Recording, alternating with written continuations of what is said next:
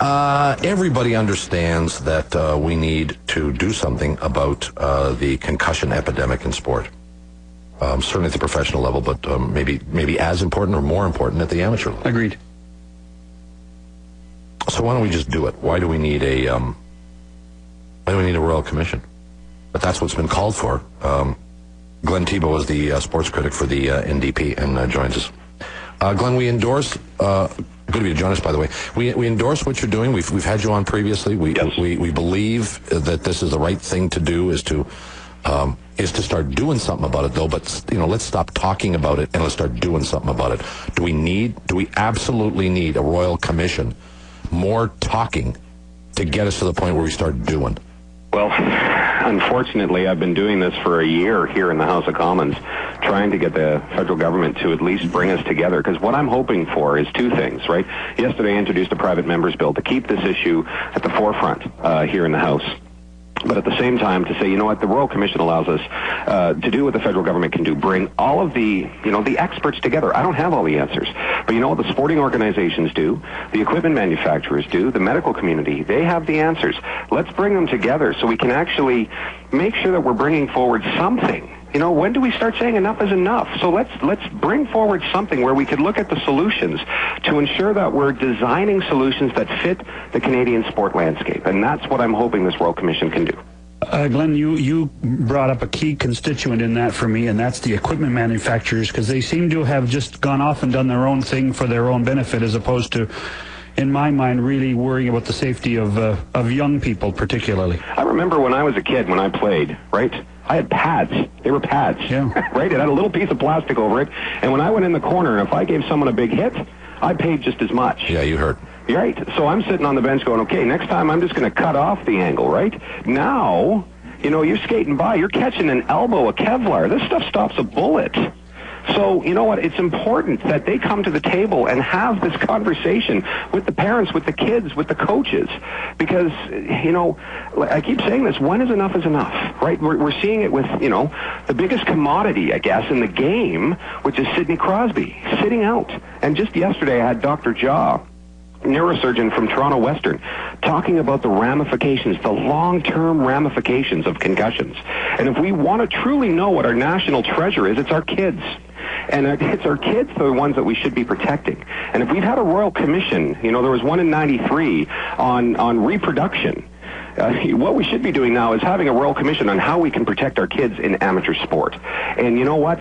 There are great people out there doing great things, and this Royal Commission brings us all together so we can finally stop talking and making sure we have stuff in place to actually solve this problem.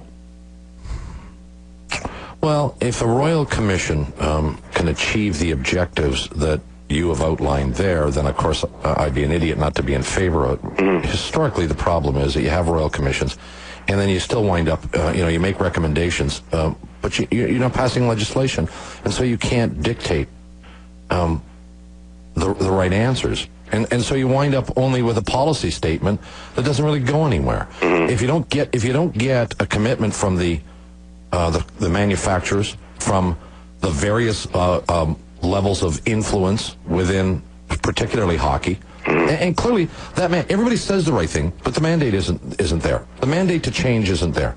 Yep. I'm with you 100% here, because what we're hearing is, kids wear helmets, everything is fine. Well, you know what? We've got these great programs in place, and coaches are being taught how to identify concussions, but you know what? We're still seeing the incidence increase.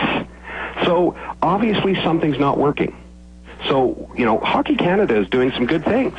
Other organizations are doing some good things, but our problem is right now, Bob, we are siloed, right? We have all of these great organizations doing great work on their own, and no one is sitting down and trying to figure out how we can work together to solve all of these problems. But Bob Nicholson is, Glenn, the head of Hockey Canada, and is a pretty good close friend of mine. We've had a lot of conversations. I spent a fair bit of time with Bob Nicholson, and I know John does too. Yeah. Mm-hmm. And I know that his heart and his head are in the right place.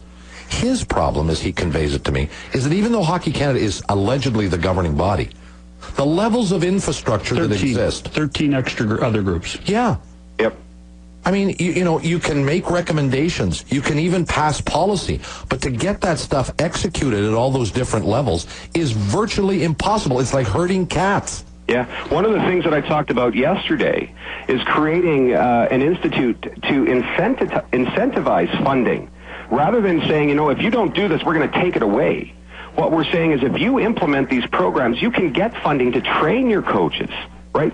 To train your all the officials involved. And I think we have to start looking at how we're funding sport in general when it comes to that. I'm not saying that I want to take anything away, but if we start doing this the right way, and again, it's looking at the solutions that we can come up with.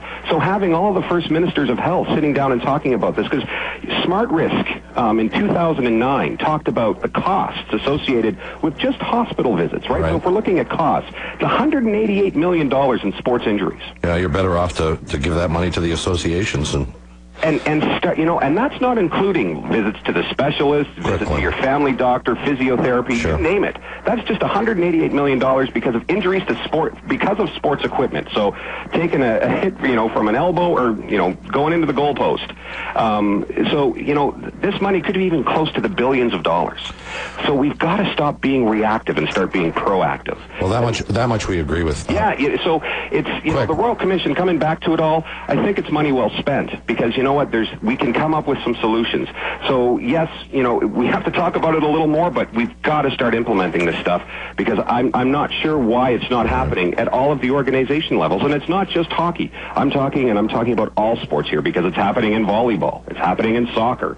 So what do we do to address it? Because medical technology is showing us that it's happening at a more and more unfortunately higher rate. We'll watch with great interest and we'll stay in touch with you. We thank you very much as always for coming on. Great talking with you as always. Thanks, Glenn. Glenn Thibeault is the sports critic for the NDP.